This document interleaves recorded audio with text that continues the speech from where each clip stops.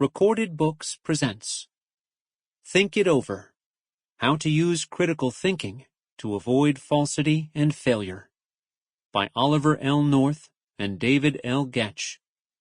Narrated by Rand Archer. But the old skeptic, the complete skeptic, says, "I have no right to think for myself. I have no right to think at all." G.K. Chesterton, 1874 to 1936, from Orthodoxy, 1908. Introduction. Our country is being torn apart by chaos, turmoil, violence, and political division. Riots, arson, looting, smash-and-grab burglaries, mass shootings, and cultural clashes are now commonplace. Traditional American values are declining. Patriotism, religion, and family have become less important than in the past, and, to many, unimportant. The dominant American culture has become narcissistic and hedonistic.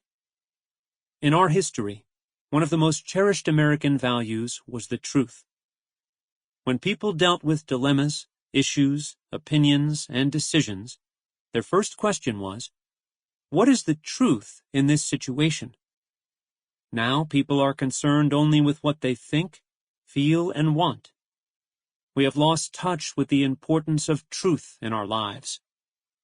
Because of self-serving concerns, such as, I think, I feel, and I want, many people are willing to lie, distort, and deceive to get their way. As a result, you are being lied to every day.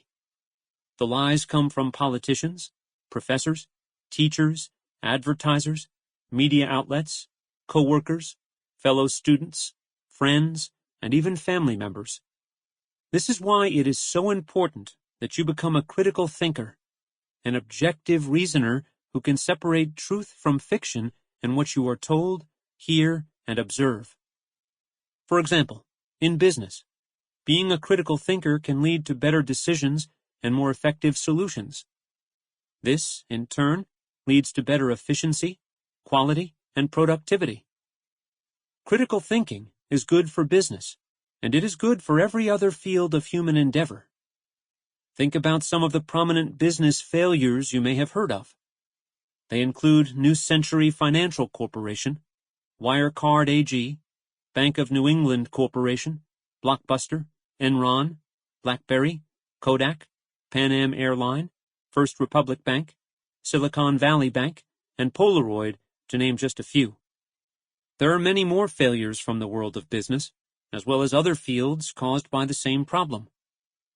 What these failed businesses all have in common is they nosedived because they failed to think critically about how changes in markets, technology, and other evolving factors would affect them. As a result, they failed to innovate. An attitude of I think, I feel, and I want leads to failures that grow out of deception, distortion, and lies, leading inevitably to bad decisions, which, in turn, lead to failure. Here are just a few examples of how you are lied to regularly. Politicians tell you they can continue spending your tax dollars recklessly without putting our nation's future at risk. Professors who have never lived in a Marxist nation tell you socialism is superior to democracy and capitalism, in spite of the horrible conditions characterizing life in socialist countries. The millions of illegal immigrants flooding across America's southern border attest to the conditions in socialist countries. Teachers tell you, as a parent, you have no say in what your children are taught. They also tell you they should be able to guide your children to sex change operations without your involvement or consent. Advertisers hype their products without regard to the actual quality, performance, or benefits of the products, emphasizing the upside while hiding, disguising, or minimizing the downside. How many ads for prescription drugs have you seen recently? Media outlets have become mouthpieces for the political party of their choice. As a result, they twist the news to suit their agendas while telling you they report the truth. Co-workers take credit for the good work of colleagues and point the finger of blame at others. Sample complete. Ready to continue?